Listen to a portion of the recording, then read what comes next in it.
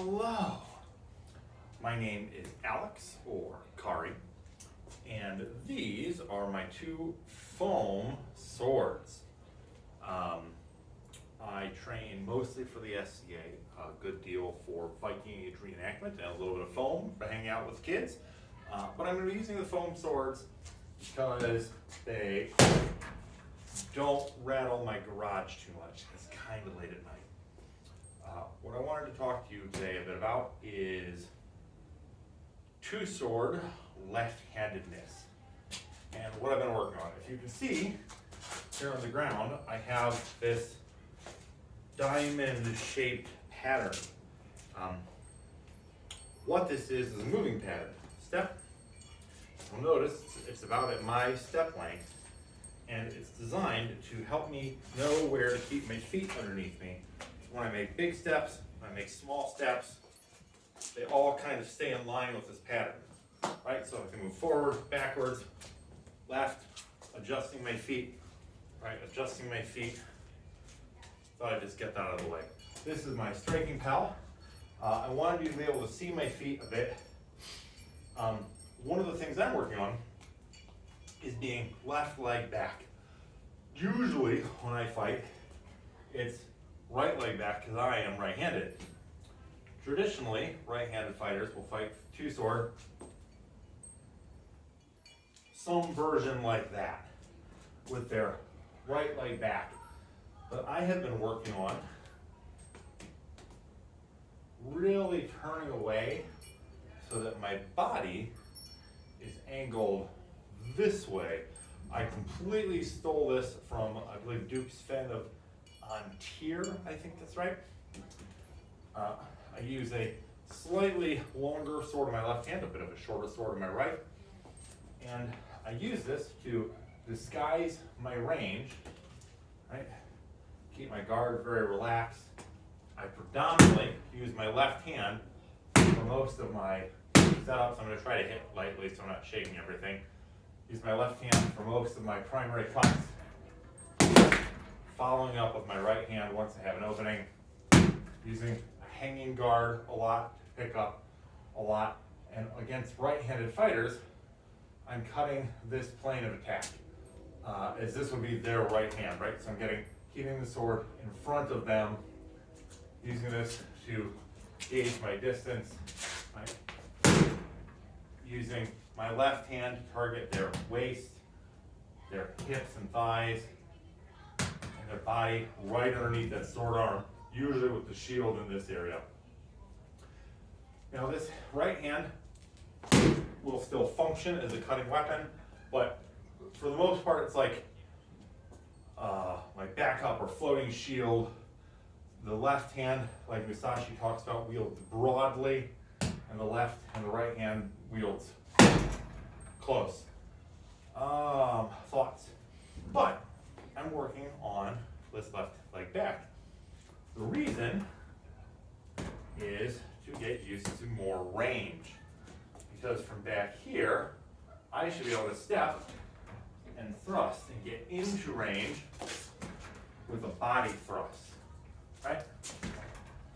Normally, I would just sort of step and thrust, but that assumes I'm already in this range. And sometimes your feet have to change in a fight.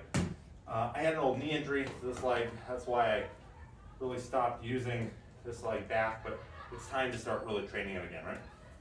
So it's from being out here, thrust, thrust, thrust. What I'm really looking for is their hip, right? I'm looking for this spot, like a targeting line, right?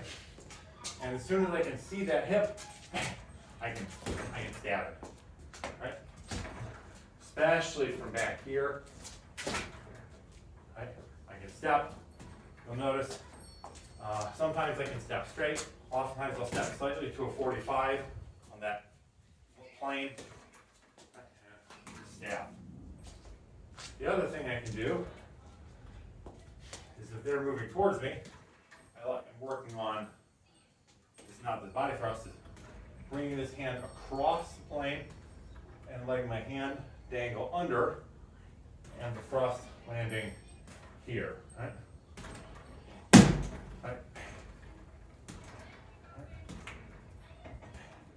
This is especially good for stepping back for when they are advancing into me. Good God, way over. Right. I want to drop that right into their chest, right over their shield, right into their face, right into their chest. Especially if I'm stepping back and getting out of range.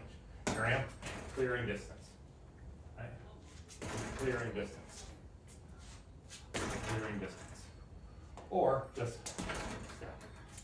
So we're step, step, step, step, step.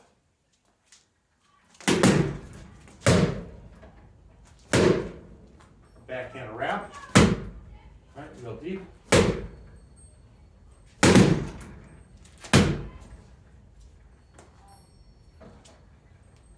That's what I'm working on. Left-handedness. Really using this left hand, using these 45-degree steps, catch angles, maybe stepping out this way, right? Get that deep wrap, get their body to follow me while I press over here. Right? Stepping out, the deep wrap, stepping out, that deep straight cut, stepping back with the cut, stepping back with the cut, stepping back with the thrust.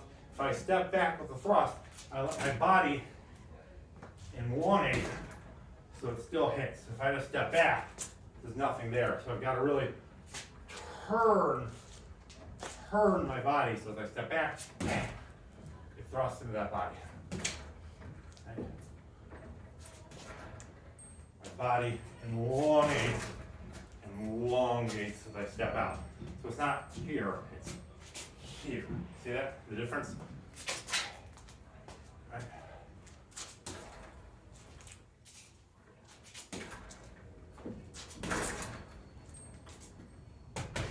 Using my weapon to pull my opponent, 4 quadrants, right? Low, low, pressure, pressure here, low, high, low, high. I pull them low, I pull them low. They go to guard that low, especially a right-handed fighter, and high. A left-handed fighter,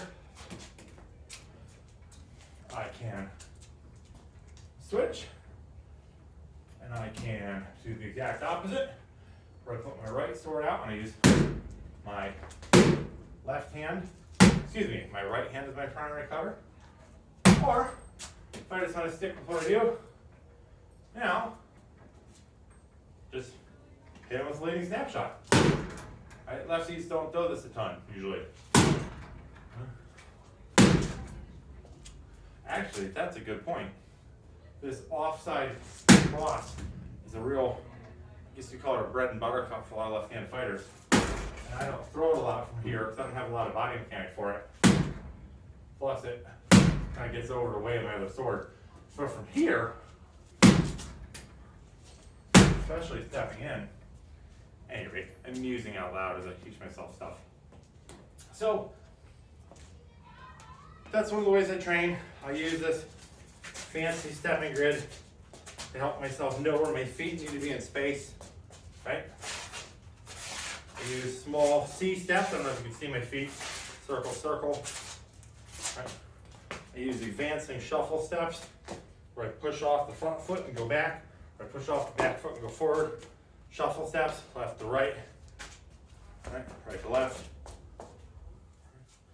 Back. Walking through steps, I step through. Right. Oh, what do you think? Can I do anything else? I think that's about it. Small feet, small feet, small feet, big feet. That's about all for now.